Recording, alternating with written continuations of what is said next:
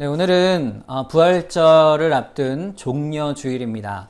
이 부활절 전주일인 종려주일은 예수님께서 이번 주간 금요일 날 이제 십자가에 달려 죽으시죠. 그 십자가를 죽으시고 사흘 후인 주일 새벽에 예수님께서 부활을 하십니다. 자, 이 구원의 일을 이루시기 위하여 예수님께서 바로 오늘 주일에 예루살렘 성에 입성을 하시죠. 나귀를 타고 한 번도 사람을 태운 적이 없는 이 새끼 나귀를 타고 입성을 하십니다. 그때 이제 사람들이 종려나무 가지의 줄기를 꺾어 가지고는 예수님이 그 가시는 길에 이렇게 깔고 또 옷을 깔고 예수님이 오실 때 호산나 다윗의 자손이여 예수님을 메시아로 찬송하며 호산나란 말이 우리를 구원하소서 이런 뜻이에요. 그러니까는 구원을 외치는 그러한 날이 바로 이 종려주일입니다. 그러니까 사실은 오늘은 예수님께서 이루신 그 구원의 의미를 묵상하는 그러한 본문을 우리가 살펴볼 아주 중요한 의미가 있다 하겠습니다.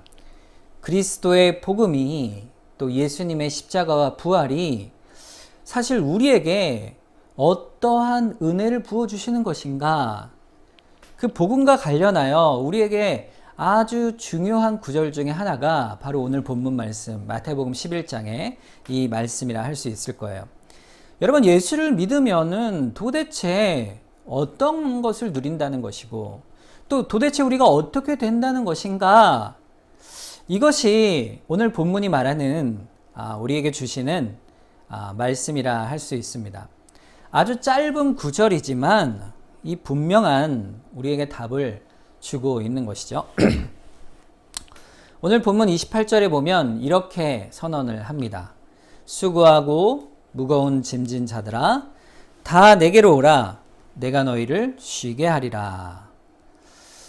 이것이 오늘 본문이 말하는 구원에 대한 중요한 답이라 할 수 있어요. 이 신구약 성경의 모든 말씀에 드러난 주님이 여기 이 땅에 우리에게 오신 이유가 여기에 들어있어요. 그것이 뭐죠? 우리에게 쉼을 주시기 위하여, 다른 말로 하면 안식을 주시기 위하여 우리에게 오셨다 하는 것이에요. 여러분, 교회에서 가장 이렇게 외부적으로 다니다 보면은 교회마다 이렇게 성경 구절이 이렇게 쓰여 있는 교회들이 많이 있는데, 이 성경 구절 중에 오늘 본문 말씀도 많이 쓰여져 있습니다.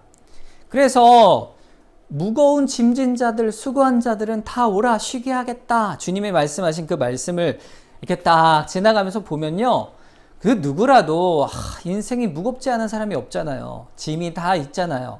그러니까 그 말씀을 보면 나도 이렇게 나아가 쉼을 얻을 수 있을까? 이렇게 복음으로 불러내는 그러한 말씀이라 할 수 있을 것입니다.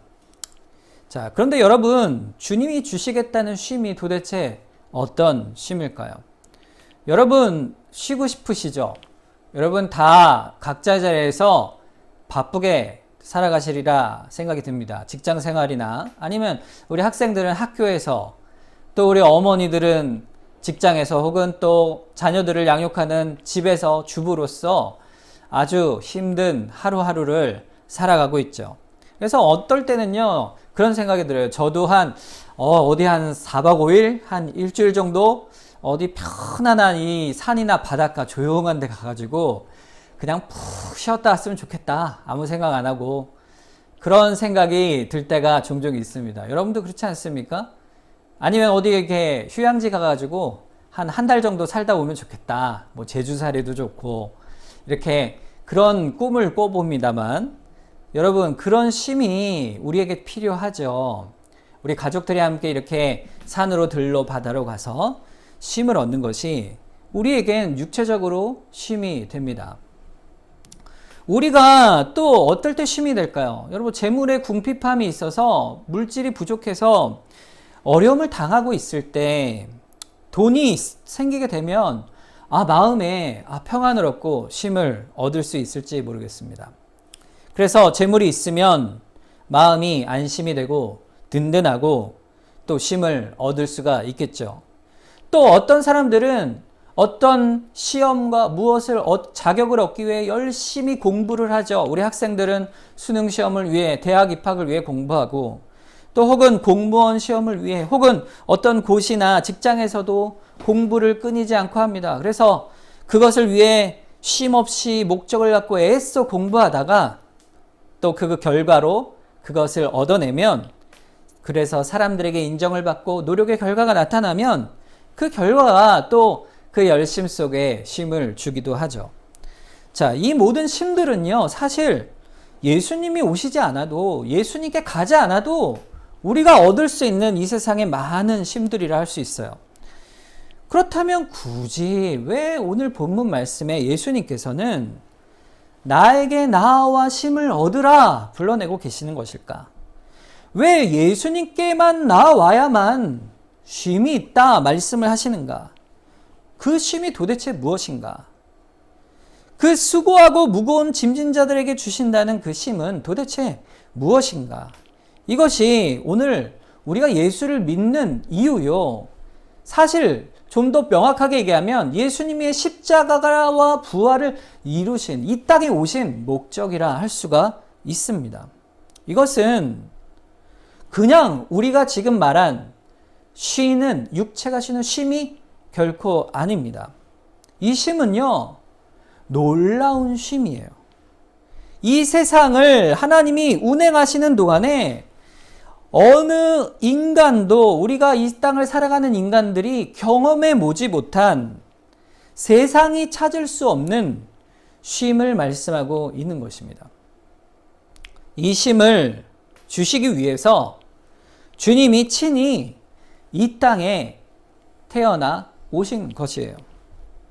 자, 예수님이요, 하나님이신데, 성자 하나님이신데 왜 굳이 사람이 되셨을까요? 사실은 불교에서는 석가모니, 또 이슬람에서는 마호멧, 혹은 공자, 이런 사람들처럼 특별한 어떤 사람을 택해서 그 뛰어난 사람이 구원을 이루어내면 될 텐데 왜 굳이 하나님이 이 땅에 사람이 되셔야 했을까? 그 은총이 무엇이기에 그랬을까? 주님이 베푸시는 쉼이라는 것은요, 사실은 하나님이 친히 사람으로 오셔야지만 주실 수 있는 쉼이기 때문에 그렇습니다. 왜냐하면 그 쉼이라는 것은 우리의 모든 죄에서 쉼을 얻게 하시는 것이기 때문에 그런 것이죠. 이 죄로 인해 고통받는 이 모든 짐과 수고에서 우리를 해방하고 이 비참한 저주에서 우리를 구원하시고 또 하나님과 단절되어 있던 우리를 이 비극에서 하나님과 다시 교통하고 사귀는 사랑으로 그 쉼을 얻게 하시는 유일한 방법이 바로 하나님이 친히 이 땅에 우리를 위해 죽으시는 것이기 때문입니다. 그래서 이 쉼은요, 사실 본래는 아담과 하와에게 주셨던 쉼이에요. 죄를 잃어버리기 전에는 그 하나님이 창조 때 이미 우리에게 그 쉼을 주셨어요. 그런데 아담과 하와가 죄를 범하여 잃어버리고 그 잃어버린 쉼이 예수 그리스도가 오심으로 비로소 우리에게 다시 주시는 놀라운 쉼인 것입니다. 그 쉼이 바로 우리에게 주시는 구원이에요. 그러면 누구에게 오늘 본문 말씀에 그 쉼을 주시겠다 말씀하셨습니까? 오늘 본문 말씀에 누구에게 주시겠다 그랬어요? 수고하고 무거운 짐진 자에게 주시겠다 그랬어요.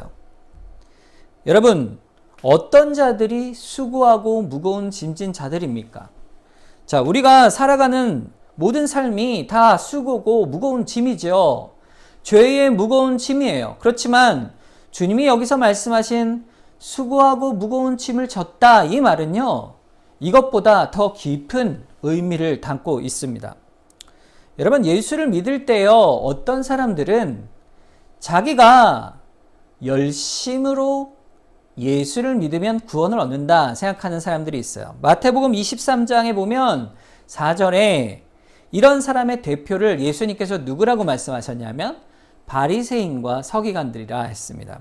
그들을 향해 예수님이 말씀하시기를 또 무거운 짐을 묶어 사람의 어깨에 지우되 자기는 이것을 한 손가락으로도 움직이지 아니한다 말씀하셨어요. 이 말은 뭐냐면 바리새인과 서기관들은요, 자기가 무거운 짐을 지고 가는 것뿐만 아니라 다른 사람에게 무거운 짐을 지우는데 어떻게 지우냐면 그들의 생각이 이런 거예요. 자기 마음속에 종교적인 모든 열심으로 자기가 잘 믿고 의의를 세워가면 나는 결국에 하나님 앞에 인정을 받아서 하나님의 자녀가 되어 구원을 얻을 거야 라는 생각을 가진 사람들이 바로 바리새인들이었던 것이에요. 그러니까 이 사람들은요, 얼마나 열심히 그 자신들이 정한 법과 전통으로 종교적인 의무를 지우고 사람들이 그걸 지켜야지만 구원을 얻는다 가르쳤는지 모릅니다. 그러니까 하나님을 믿는 사람들은요, 하나님의 뜻대로 살아야 하잖아요. 여러분, 하나님 뜻대로 살아야 하는 것이 하나님의 백성이죠.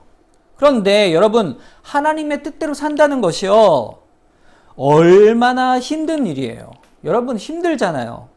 우리의 마음의 성정대로, 우리의 생각대로 우리가 살아가야 하는데 이 말씀은, 하나님의 뜻은 그런 것을 자꾸 바꾸어 가게 만들어 갑니다. 여러분, 여기 남자분들 군대에 다녀오셨죠? 자, 군대에 가는 거와 같은 거예요. 군대에 가면 어떻습니까? 힘들죠. 왜 힘들까요, 군대가? 나의 몸은 쉬고 싶은데 군대 가면은 훈련을 시키잖아요. 또 군대의 질서에 얽매여 상하에 복종해야 되고 많은 통제를 받아야 되니까 회사도 마찬가지죠. 사실 학교도 그렇고 규칙과 규율이 있어요. 그래서 나는 자유롭고 싶은데 그렇게 질서 속에, 규율 속에 가두어 놓는 것이죠. 그러니까 규칙이 있는 것이에요. 어떤 질서가 있는 것이죠. 그런데 믿는다는 것도요, 사실 그런 규칙들이 우리를 이렇게 가두어 놓는 듯 합니다. 그래서 그것을 열심히 지키려고 행하는 거지요. 그래서 그것을 지켜가려고 애를 씁니다. 하나님 나라에 합당한 규범이 있으니, 십계명이 있으니 우리도 그것을 지켜야 돼요. 그런데 그것을 우리가 행할 때마다 우리가 그것에 엄청난 힘이 들죠. 너무 수고롭고 힘이 듭니다. 여러분, 만약에요, 주일에 여러분 교회에 나오고 봉사활동을 하고 십계명을 우리가 지켜가는데 나중에 하나님 앞에 섰는데 심판 때 하나님께서 자, 보자, 너는 봉사를 몇 시간 했구나. 너는 미달, 불합격 해서 지옥. 그리고 만약 너는 이만큼 했으니 합격이야. 이렇게 하고 하나님께서 우리가 얼마나 하나하나 잘했는지 잘못했는지를 따져서 구원과 심판을 구분해 내신다면 우리에게는 구원의 기쁨이, 감격이, 행복이, 또 참다운 쉼이 있을 수 있을까요? 이것은 복음적인 신앙생활이 아니라 바리새인이 짐으로 치웠던, 또 우리가 종교 생활을 하면서 그 규범에 얽매여 지쳐가는 억눌린 신앙생활이 되는 것이에요. 엄청나게 무거운 짐으로 다가오는 것이죠. 나는 교회 다니는데 너무 부담스러워요. 나는 신앙을 지키는 것이 왜 이렇게 계명을 지켜야 될까? 힘들고 다른 사람을 보면 저 사람은 저렇게 하는데 나는 왜 안 될까? 이런 생각에 무거운 마음이 들 때가 있는 것이에요. 여러분, 그런데 주님은요, 그러한 종교적 열심 가운데 나의 의의 근거가 있다고 말씀하시지 않는 것이에요. 그런 사람들만큼 불쌍한 자들이 없다, 주님이 말씀하시는 거예요. 바리새인과 같은 자들은 어리석은 자다, 주님이 말씀하시는 거예요. 그런데 이것이 사실은요, 세상 사람들이 말하는 구원에 대한 생각입니다. 사람들은 복음을 전해보면 알아요. 복음을 전해 전도를 해보면 자, 어떤 사람들이 구원을 받을 수 있을까요? 물어보면 착해야죠. 또 선하게 살아야죠. 그런 사람이 구원받을 수 있겠죠. 이렇게 생각을 합니다. 자, 어떻게 생각하십니까? 이것이 다 세상 사람들이 똑같이 얘기하는 구원에 관한 생각입니다. 세상의 모든 종교와 철학들은 모두 다 자기가 힘을 써야만, 자기가 열심히 선을 쌓아야만 구원을 얻을 수 있다 말을 하는 거예요. 그런데 예수를 믿는 자들만이 이상한 거예요. 착해서 구원받는 게 아니에요. 그러면 착한 게 의미가 없습니까? 아니죠. 우리가 착해져야 합니다. 그러나 착해서 구원받는 게 아니라는 거예요. 왜 그렇습니까? 근본적으로 구원을 받기에 합당한 의를 이룰 만한 우리의 착함이 있을 수가 없기 때문에 그래요. 이 말에 마음이 닿으면, 여러분 마음이 닿으면 예수님 앞에 나아가게 되는 것이에요. 수고하고 무거운 짐진 자, 그 마음이 바로 이것입니다. 내 힘으로는, 내 능력으로는, 내 수고로는 구원을 받을 수가 없습니다. 내가 선을 온전히 이룰 수가 없습니다. 그것을 깨닫는 자는 내 앞으로 나오라 주님이 말씀하고 불러내시는 것이에요. 그게 오늘 본문 말씀의 부르심이에요. 누가 수고하고 무거운 짐진 자입니까? 여러분, 교회의 2000년 역사 속에서 사실 교회 안에 바리새인 같은 자들도 있고 또 이러한 수고하고 무거운 짐진 자로서 주님 앞에 나온 자들도 있습니다. 여러분, 오랜 교회 역사 속에서 2000년의 역사 속에서 사실은 자기의 의를 근거로 자기가 구원을 얻겠다 했던 아주 그런 긴 기간이 있었어요. 그게 언제냐면 중세 시대입니다. 중세 시대에 복음이 뒤틀려지고 이 복음 말씀이 뒤틀려져서 결국에는 자기 의로 구원을 얻는다. 이렇게 여겼던 시대예요. 그때에 종교개혁이 일어나죠. 그 대표적인 인물이 누굽니까? 바로 마틴 루터입니다. 그는요, 아주 훌륭한 카톨릭의 신부였어요. 그는요, 너무 경건함을 사모하는 그러한 종교인이었습니다.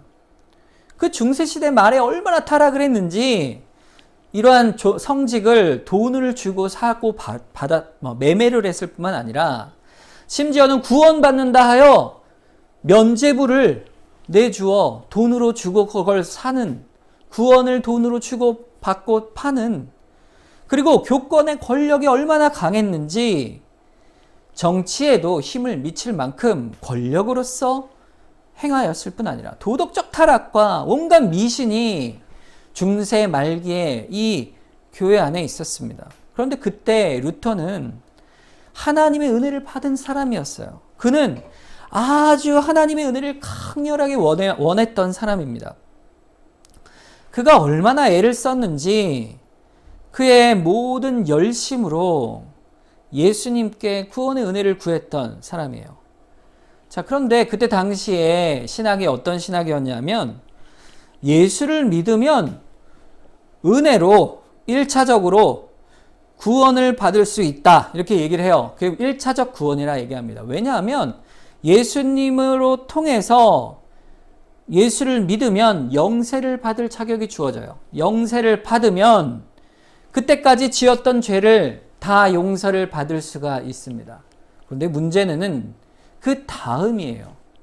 그 다음엔 어떻게 해야 되냐면 계속 자기가 죄를 짓잖아요. 그 짓는 죄를 예수님이 사해 줄 수가 없는 거예요. 그 다음에 어떻게 해야 됩니까? 계속 그 앞으로 짓는 죄악들을 계속 고해 성사를 통해서 또 죄를 해결하기 위해 열심히 선행을 통해서 행해야만 낙원에 이른다 가르쳤어요. 그러니까 예수님의 구원이 그들에게는 완전하지 않고 오히려 나중에는 짐이 되는 것이죠. 그러니 이 루터도 그 사람의 늘 마음의 죄를 범하니 고해 성사를 해도 또 죄를 짓고 또 선을 행한다 하지만 계속되는 죄악 속에 수련과 고행과 경건의 노력을 해왔던 것이에요. 그런데 그럼에도 불구하고 루터의 마음은 항상 마음속에 자신의 마음에 밀려오는 죄와 정욕이, 부패함이, 그것을 자기가 부정을 할 수가 없는 거예요. 그래서 하루는 무릎을 꿇고 성 베드로 성당의 계단을 하나하나 올라가며 고행을 할 때였어요. 그때에 그가 주님 앞에 참다운 은혜를 깨닫게 됩니다. 그것이 바로 수고하고 무거운 짐을 진 자의 모습이에요. 그가 그렇게 주 앞에 나아갔을 때 그가 참된 예수 그리스도의 복음을 깨달아 결국에는 종교개혁을 통하여 지금의 참다운 말씀으로 돌아가는 놀라운 역사를 이루었던 것이죠. 수고하고 무거운 짐이었던 이 죄의 문제를 누구에게 내어놓느냐? 그것을 선행으로, 우리의 의로, 우리의 경건의 노력으로 해결할 수가 있느냐? 그럴 수가 없다. 주님이 말씀하시는 거예요. 우리의 모든 절망과 죄에 대한 낙심과 또 그 아픔과 짓누름 속에 우리가 바라볼 분이 누구냐? 오직 예수 그리스도 뿐이심을 그의 부르심 속에 우리가 깨닫게 되는 것이죠. 그런데 왜 사람들은 그걸 모를까요? 종교인이라 하고 또 어떤 사람은 교회를 다닌다, 나는 신앙인이다, 열심히 신앙생활을 하지만 사실은 이런 생각을 못할 때가 더 많습니다. 주님 앞에 나오기보다 자기의 의의를 세울 때가 많죠. 왜 그럴까요? 그것은 타협이 있기 때문에 그래요. 어쩔 수 없으니까 내가 이 짓는 죄의 무게, 이 정도면 그래도 괜찮지 않을까? 다른 사람에 비해서 나는 더 열심히 신앙생활을 하는데 이 정도면 괜찮다. 나를 타이르는 것이죠. 주변을 돌아보면 이만큼 종교적인 행위를 하는 사람이 누가 있나? 상당한 수준이라 나는 생각이 드는 것이죠. 이 정도면 스스로 괜찮다, 타협을 하게 되는 것이에요. 혹은 다른 사람에 비해 내가 훨씬 낫지 않느냐? 저 나쁜 죄악을 짓는 사람보다도 내가 더 낫다. 양심의 타협을 갖는 것이에요. 그것으로 자신의 의의를 세워가는 것이에요. 죄 가운데 있지만 죄로 인해 고통을 바로 보지 못하고 죄 가운데 있으나 그 중에 의인을 스스로 만들어내는 것이에요. 주님이 그런 자는 예수께 나와 구원을 받을 길이 없다. 실로 자신이 수고하고 무거운 짐진 자인 줄 깨달아 알고 고백하여 주 앞에 엎드려 내는 자, 주의 초청 앞에 나오는 자, 그런 자들을 향해 주님께서 말씀하시는 것이죠. 다 내게로 나오라. 그러면 주님께서 우리에게 무엇을 주십니까? 요한복음 6장 35절에 예수께서 이르시되 나는 생명의 떡이니 내게로 오는 자는 결코 줄이지 아니할 터이요 나를 믿는 자는 영원히 목마르지 아니하리라 말씀하셨어요. 예수님께 나오면 어떤 일이 있습니까? 그 수고하고 무거운 짐을 지고 주 앞에 내려놓고 나오는 자는 주님이 베푸시는 생명의 떡과 생명수를 우리에게 주시겠다 말씀하십니다. 예수님이 채워주시는 그 의, 예수님이 그 죄에서 우리를 건져내시는 그 의가 우리를 결코 그 주림과 갈급함에서 영원히 건져내어 주시는 것이에요. 줄이고 목마른 자에게 복을 주시되 그들에게 먹이고 영원히 마시우실 것이라. 예수님이 채워주시는 의가 내 의가 아니요, 내가 추구하는 의가 아니요, 나로서는 감당할 수 없는 죄의 문제를 그대로 가리워 주시고 해결해 주시는 예수님의 무한한 은총을 베풀어 주시겠다 약속하고 계시는 것입니다. 그것이 무엇을 의미합니까? 우리가 예수 앞에 나아가 엎드리는 것이에요. 나는 실로 죄인입니다. 주 앞에 나아가 엎드리면 주님께서 우리를 그 보혈의 공로로 우리를 죄에서 건져내 주시고 주님 앞에 영원한 구원과 안식을 베풀어 주시겠다. 이것이 오늘 말씀하는 주의 은혜의 말씀이에요. 주님 앞에 나아가면 우리에게 어떤 결과가 있을까요? 우리에게 변화가 생겨요. 우리의 힘이 아니라 주께서 우리에게 베풀어 주시는 은혜에 전적으로 감사하게 되는 것이에요. 우리의 영적인 변화가 생기는 것이죠. 여러분, 만약에 내 수고로 대가로 얻은 구원이면 그것이 감사가 있겠습니까? 내 노력 때문이니 감사할 수가 없죠. 그러나 주님의 값없는 그 십자가의 은혜와 부활의 영광을 우리가 받아 누렸으니 우리가 주 앞에 나아가 받는 그 은혜가 값없이 받는 것이니 그 말할 수 없는 사랑에 오직 우리는 감사할 수밖에 없는 것이에요. 이것이 오늘 우리 신앙의 모습이 되어가는 것이죠. 주님, 그 말할 수 없는 은혜에 감사를 드립니다. 우리의 고백이 되어가는 것이죠. 여러분, 사실 우리가 예수를 믿는다고 하면서 살아가지만 어떨 때는 우리가 참 구원을 얻는가 불안할 때가 있습니다. 언제 그렇습니까? 우리가 우리의 죄로, 우리의 연약한 성정 때문에 죄를 범할 때 그런 생각이 들죠. 아, 우리는 이렇게 연약한데 우리가 참 구원을 받을 수 있는 것인가? 우리가 사실 바뀌지 않잖아요. 어떨 때 보면 이것을 우리는 두려움에서 구원을 얻을 수 있을까 생각을 할 수 있습니다. 그러나 우리는 기억해야 할 것이 있어요. 첫째는 우리가 예수를 믿고 구원받는다고 해서요, 우리가 온전히 갑자기 확 바뀌어지지 않는다는 거예요. 물론 갑자기 바뀔 수 있는 사람도 있죠. 그런데 대부분은 그렇지가 않은 거예요. 조금씩 변해가요. 우리의 모습을 보면 별로 바뀌어 있는 것 같지 않습니다.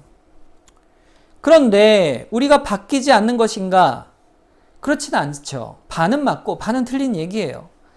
우리가 구원을 받은 자인가 생각할 때 우리가 바뀌지 않은 모습을 보면서 낙심할 수 있는데, 그런데요, 우리는요, 어떤 존재인가 하면 입양을 받은 존재입니다. 우리는 양자가 된 사람들이에요. 본래는 길거리에서 거지가 되어 뒹굴고 땅에 있는 것을 주워먹고 구걸하며 살아왔던 그런 더럽고 연약한 아이였지만 그 아이를 입양하여 그 왕이 자녀로 삼듯이, 그리하여 그 아이를 키워가듯이 그러한 입양을 받은 존재라는 거예요. 법적으로 자녀가 된 것이죠. 그렇지만 그 예전의 기질과 성품이 우리에게는 아직도 남아있는 것이에요. 자녀가 되어 예수 그리스도의 보혈을 근거로 그의 말씀 안에, 법적인 근거 안에 우리가 하나님의 자녀가 되었지만 그 신분을 우리가 받은 은혜로 우리가 구원을 얻었지만, 그러나 우리의 모든 죄의 습성이 아직 우리에겐 남아있는 것이죠. 의롭다 하는 것은 그 하나님의 자녀 되었다라는 것을 말하는 것이에요. 우리가 완전히 변화되어 의롭게 된 것이 아니에요. 그 하나님의 자녀된 그 신분의 영원한 영광을 받았다라는 것에 대한 의미입니다. 뜻밖에도 우리는 예수님을 닮아가는 일이 단번에 이루어지지 않습니다. 신앙의 연단을 필요로 하고 많은 말씀의 지식이 필요하고 얼마나 많은 인생의 수고와 환난 가운데 우리를 조금씩 바꾸어 가시는지 몰라요. 그 수고로운 열심 속에 평생토록 우리를 믿음 가운데 세워 가십니다. 그렇게 조금씩 우리는 성도로 자라가는 것이에요. 그러나 나를 보면 변하는 것 같지 않지만 우리가 남을 보면 알 수가 있어요. 여러분 주변에 있는 성도를 한번 보세요. 이분들이 변화되어 가는 모습이 보이지 않습니까? 아, 저 정도는 참 믿음이 잘 자라가는구나. 참 아름다운 변화가 있구나. 우리가 깨닫지 않습니까? 그러나 우리도 그러한 은혜 가운데 있는 것이죠. 예수님이 주시는 쉼은요, 또 예수님이 우리에게 주신 자녀로서 하나님 앞에 수고하고 무거운 짐진 자로서 나아갈 때 우리에게 아무 조건 없이 주시는 참다운 행복과 쉼을 주십니다. 그런데 이 쉼과 동시에 또 다른 쉼을 주세요. 오늘 본문 29절에 보면 나는 마음이 온유하고 겸손하니 나의 멍에를 메고 내게 배우라. 그리하면 너희 마음이 쉼을 얻으리라 말씀하고 있어요. 두 번째는요, 주님이 쉼을 주시겠다 하시면서 나의 멍에를 메라 말씀하고 있어요. 이 멍에가 뭐냐 하면요, 소가 농사를 지을 때 쟁기를 끌지요. 할 때 이 소의 어깨에 매는 이게 매는 것이 이 멍에입니다. 그러니까 소가 뭐를 해요? 밭을 끌기 위해서 멍에를 매는 것이죠. 네, 이 이스라엘에서 하는 이 소의 멍에는 이 두 개가 있어요. 우리는 소가 한 마리로 끌지만 여긴 두 마리가 끄는 거죠. 그러니까 멍에를 맬 때 예수님이 멍에를 매시고 그 옆에 또 우리가 멍에를 매는 거예요. 그러니까 예수님께서 나의 멍에를 함께 매라 이렇게 말씀하시면서 우리를 불러내시는 것이죠. 그러면 거기에서 쉼을 주겠다 말씀하시는 거예요. 이 쉼이라는 것은요, 예수님이 같은 멍에 짐을 지라 하시고 짐을 내려놓으라 하셨는데 또다시 주님의 짐을 다시 지라 말씀하고 있는 것이죠. 이 짐은 뭘까요? 그것은 성도로서 주님을 닮아 거룩하여져 가는 성화의 은혜입니다. 그것이 우리를 빚어가는 쉼이에요. 성도는 아주 이상해요. 이전과 틀림없이 달라지는 한 가지 사실이 있습니다. 전에는 죄를 지으면서도 무감각하거나 혹은 무관심하였던 우리의 마음이에요. 혹은 죄를 지을 때요, 오히려 이 정도는 괜찮아 라고 아무렇지도 않게 생각했던 그런 죄들이 있을지 모르겠어요. 내가 적극적으로 죄를 짓지 않더라도 죄를 남이 짓든 말든 관계하지 않았던 그런 무관심함이 우리 인생에 있었을지 모릅니다. 그러나 예수를 믿고 나면 그런 내용이 바뀌게 되는 거예요. 전에는 죄를 지어도 즐거웠지만 그러나 그 모든 쾌락과 죄악 속에서 예수를 믿고 나면 그 모든 죄의 모습들이 짐이 되고 무거워지는 것입니다. 이제는 죄가 우리의 짐이 무거운 짐이 되어가는 거예요. 변하는 거예요. 입맛이 바뀌는 거죠.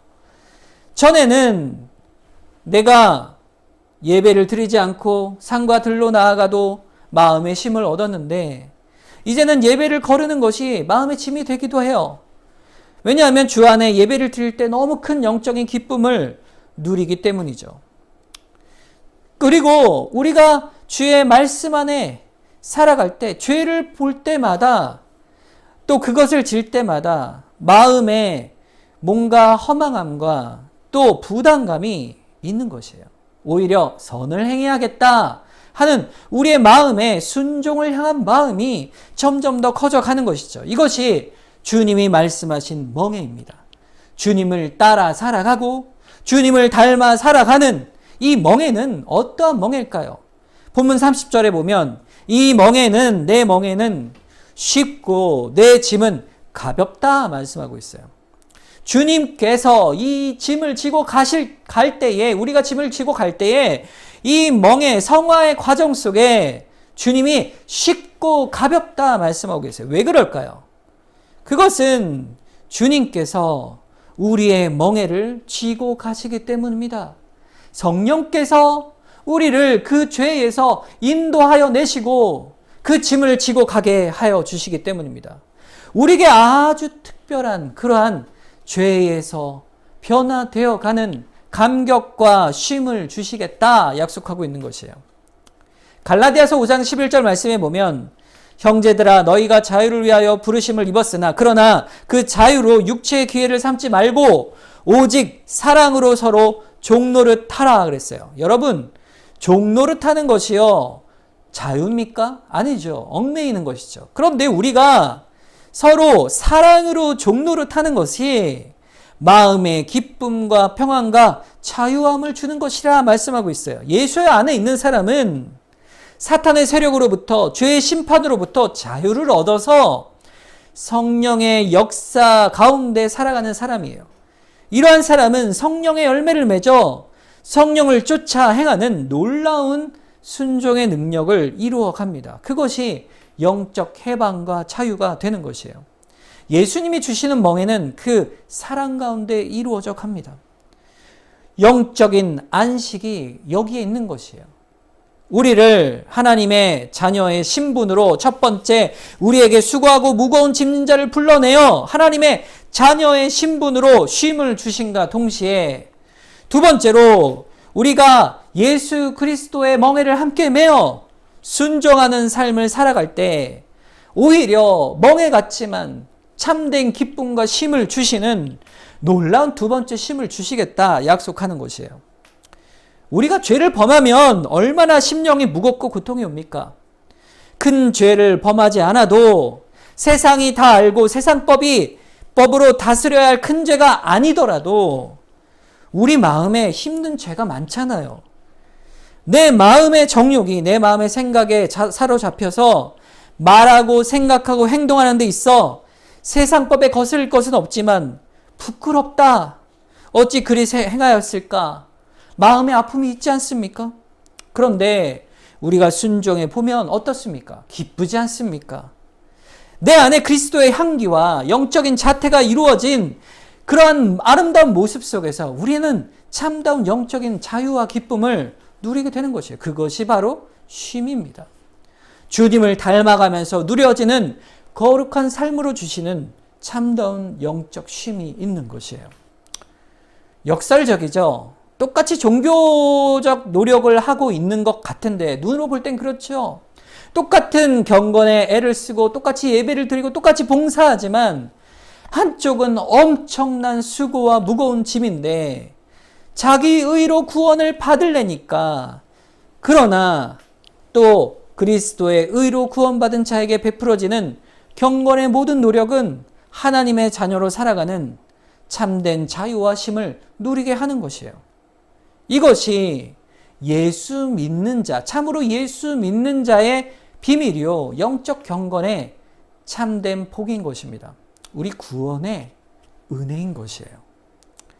이것을 향해 주님께서 마지막으로 29절에 이렇게 말씀하세요. 나는 마음이 온유하고 겸손하니 너는 내게 배우라 말씀하고 계세요. 예수님은 어떤 분이십니까? 우리를 불러내신 예수님은 어떤 분이세요? 이사야서 42장 2절과 3절에 그는 외치지 아니하며 목소리를 높이지 아니하며 그 소리를 거리에 들리게 하지 아니하며 상한 갈대를 꺾지 아니하며 꺼져가는 등불을 끄지 아니하고 진실로 정의를 시행할 것이라 그랬어요. 예수님은요, 누구라도 마땅히 1000번만 죽어야 할 죄인이라 할지라도 그리스도 앞에 나아가기만 하면 죄 값대로 물으시지 않으시는 그러한 주님이심을 알게 말씀하고 있는 것이에요. 주님은 온유하신 분이에요. 겸손하신 분이에요. 그가 그의 사랑이 어찌나 큰지 상한 갈대도 꺾지 아니하며 꺼져가는 등불을 끄지 않으시고 우리를 긍휼히 여기시는 주님이십니다. 주님은 우리에게 말씀하시는 거예요. 우리 자신의 힘으로 스스로 살지 않고 바로 하나님을 피난처로 삼으라. 나를 피난처로 삼으라. 우리의 모든 영육간의 인생의 모든 일을 오직 하나님의 손에 맡기고 살라. 주 앞에 맡기라. 그리하여 안식과 쉼을 누리라 불러내고 계신 것입니다. 그것을 위해서 주님께서 십자가에 달려 죽으시고 우리의 영원한 삶을 위해 부활해 주신 것이에요. 그래서 이 땅에 오신 것이에요. 여러분, 천주교에서는요, 신앙을 지금도 천상에 올라가 예수님을 마지막 날에 만날 때에 그 신앙의 잣대를 잴 때에 그들은요, 어떻게 살았고 열심히 살았는가를 묻는다고 생각을 해요. 그래서 예수님이 두려워요, 그 사람들을. 그러니까 누구한테 찾아가요? 엄마에게 찾는 거죠. 마리아를 찾는 거예요. 마리아의 이름을 불러서 예수를 품에 안은 엄마의 사랑으로 예수님의 심판의 칼을 면하게 하여 주시옵소서. 이게 마리아에게 향한 기도의 내용이에요. 여러분, 예수님은 그런 분이 절대 아닙니다. 한 번 부르신 예수님의 사랑은 그날에도 우리를 좋게 용서하시는 온유하고 겸손하신 주님이세요. 그리고 주님이 말씀하신 내가 주는 멍에는 쉽고 그 멍에로 인해 짊어질 짐은 가볍다 하신 그 말씀 안에 예수님을 믿는 자들에게 우리에게 베푸시는 한없는 은혜가 있음을 선언하고 있는 것이에요. 그러므로 예수님을 믿는 자들에게 신앙에 어렵게 생각하지 말라 말씀하신 거예요. 여러분, 신앙은요 어려운 것이 아닙니다. 왜냐하면 우리가 지는 게 아니기 때문에 그래요. 예수님이 우리를 이끌어 가시고 그 가는 길을 인도해 가시는 것이에요. 주님이 이 쉼을 우리에게 주시길 원하시는 것입니다. 창세 후 타락한 인간의 모든 비참함을 보시고 정령코 우리를 구원하여 하나님의 자녀로 살아가는 참된 행복과 쉼을 주시기 위해 주님이 십자가에 달려 죽으시고 부활하신 것이죠. 여러분, 예수님을 믿으면 그 쉼을, 그 안식의 참맛을 알게 되는 것이에요. 여러분, 그 맛을 아는 것이죠. 하나님의 자녀가 됨을 말할 수 없는 감격과 주의 말씀대로 살아가는 성령께서 주시는 은혜로 살아가는 그 행복과 쉼의 맛을 충만히 알아가시는 여러분이 되시기를 축원합니다. 모든 백성이 예수님의 이름을 부른다고 해서 예수님을 다 아는 것이 아니에요. 이스라엘 백성 가운데 또 이 수많은 교회 가운데 모르고 자기의 의로 살아가는 자들이 얼마나 많은지 모릅니다. 그러나 여러분, 오늘 말씀처럼, 오늘 복음의 내용처럼 온유하고 겸손하신 주님 앞에 우리 삶의 모든 죄의 문제를 수고하고 짐을 다 내어놓고 주님의 멍에 안에 우리의 죄를 다 주님 앞에 내어놓고 변화되어 가 하나님의 자녀로서 참된 안식을 누리는 우리의 인생이 되기를 소원하고 소망합니다. 우리 교회, 동백교회의 성도들이 이러한 인생을 함께 주와 동행하며 그 안식 속의 은총 속에 거룩히 누리며 살아가는 우리 모두가 되기를 소망하는 것이죠. 오늘 말씀을 우리가 이 시간 기억하면서 우리 함께 잠시 기도하도록 하겠습니다. 주님, 우리의 모든 인생의 짐을 져주시는 주님, 우리를 끝까지 붙들고 사랑하시는 그 구원의 은혜를 다시 한번 바라봅니다. 우리에게 참된 쉼을 주시옵소서. 다시 한번 주 앞에 엎드립니다. 우리를 붙들어 주시옵소서. 우리 이 시간 합심하며 주님 앞에 나아가는 시간을 갖겠습니다. 기도하겠습니다.